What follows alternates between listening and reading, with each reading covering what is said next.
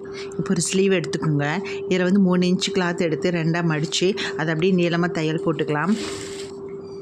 தையல் போட்டுட்டு இந்த நீடில் இருக்குல்ல திருப்புற ஊசி வச்சு ஃபுல்லாக வந்து அப்படியே திருப்பி எடுத்துக்கலாம் இந்த கிளாத்தை. நெக்ஸ்ட்டு ஒரு சின்ன நியூஸுங்க. நான் வந்து சாதா ப்ளவுஸு, லைனிங் ப்ளவுஸு, அடுத்து சுடிதார் இந்த மாதிரி வந்து ஒவ்வொரு பேட்டர்னாக வந்து புதுசாக பார்க்குற பிக்னஸ்க்கெல்லாம் வந்து எப்படி ஸ்டிச் பண்ணணும், எப்படி அளவெடுக்கணுங்கிறது வந்து நெக்ஸ்ட் வீடியோவிலேருந்து போடுறேன். என்னோடய வீடியோஸில் தான் அது வரும். ஸோ மறக்காமல் ஸ்கிப் பண்ணாமல் பாருங்கள், சரிங்களா?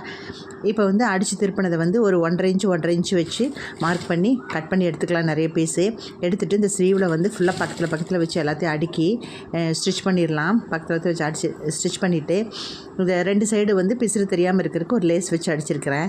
நெக்ஸ்ட்டு பார்த்திங்கன்னா ஒரு ஊசி நீடில் வந்து ஊசி நூல் கோர்த்துட்டு அது வந்து பாருங்கள் சின்னதாக எடுத்து அந்த மாதிரி ஃபுல்லாக தைச்சி நல்லா டைட் பண்ணிவிட்டு பூ கட்டுற மாதிரி நல்லா டைட் பண்ணிவிட்டு அதில் வந்து ஒரு கோல்டு பால் வைக்கணும். ஃபுல்லாக வச்சுட்டு உங்களுக்கு காமிக்கிறேன் எப்படி இருக்குன்னு பாருங்கள். இந்த ஸ்லீவு உங்களுக்கு பிடிச்சதுன்னா கமெண்ட் பண்ணுங்கள் எப்படி இருக்குன்ட்டு, லைக் பண்ணுங்கள். தேங்க்யூ. பாருங்கள்.